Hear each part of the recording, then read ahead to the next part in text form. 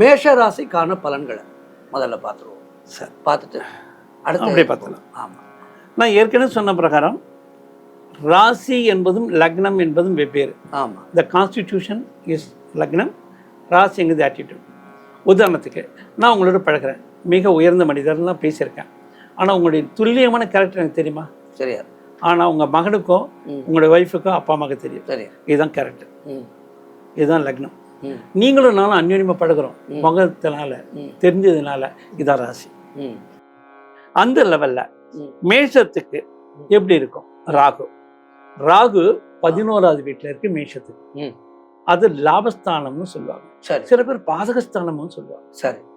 லாபம் பாதகம் அப்படிங்கிறது எதுல வரும்? எனக்கு ஆதாயம் கிடைத்தால் லாபம், ஆதாயம் கிடைக்கணும்னா பாதகம். செயல் ஒண்ணுதான். நான் ரவுடியா இருந்து அடிச்சு அவன் அடிமை ஆயிட்டான்னா எனக்கு லாபம்.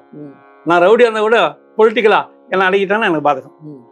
ஸோ அந்த பாவம் என்ன வலிமை பெற்றிருக்கோ அதற்கேற்ற மாதிரி பாதகமா லாபமா பார்க்கலாம். சரி. இந்த டயத்துல நம்ம தெளிவா பார்க்கணும்னாக்கா 11ஆம் இடத்துல ராகு இருக்கிறதுனால ராகுக்கு லாபம் தான்.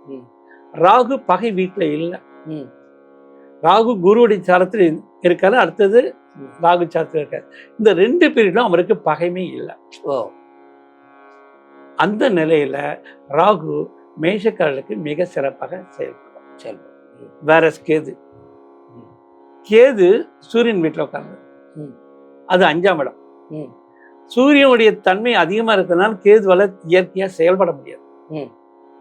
அப்ப எப்படி சார் நடக்கும்? பார்க்க வேண்டாம். 5, 9ங்கிற திரிகோண ஸ்தானத்துல கெடுவன் அமைந்தாலும் அதனால் நல்லது நடக்கும். நல்ல இடத்துல உட்கார்ந்தா கெட்டவங்க கூட கெடுதல் செய்ய முடியாதுல்ல. ஆமா, கரெக்ட். அதனால கேதுனாலையும் மேஷ ராசிக்கு மிக சிறப்பாகவே நடக்கும். அந்த மேஷ ராசியை பார்த்தீங்கன்னா 3 பிரியும். முதல்ல அஸ்வினி நட்சத்திரம் இருக்கும், அடுத்தது பரணி நட்சத்திரம் இருக்கும், அடுத்து கிருத்திகை நட்சத்திரம். இந்த கிருத்திகை நட்சத்திரமும் எப்படி சேர்ந்து ராகுவோட இருக்கும். அந்த டயத்துல ராகுடைய தன்மை குறைஞ்சிடும், ஏன்னா சூரியனுடைய தன்மை. அப்ப நம்ம அந்த டயத்துல என்ன பண்ணணும்? அவசர கொடுத்த தன்மையை ஓரம் கட்டிடணும். அதுக்கு முன்னாடி பரணி, ராகுக்கும் பரணிக்கும் நட்பு கிரகங்கள். பாசமுள்ள ஒரு கிரகம் கூட பரணி, வேகமுடைய. அந்த டயத்தில் ராகுனால லாபம் தான் கிடைக்கும். அதுக்கு முன்னாடி Ketu quite opposite to Rahu. Always அங்கதான் இருக்கும். அப்போ கெடுதலான தன்மைகள் வருமானம் இல்லை.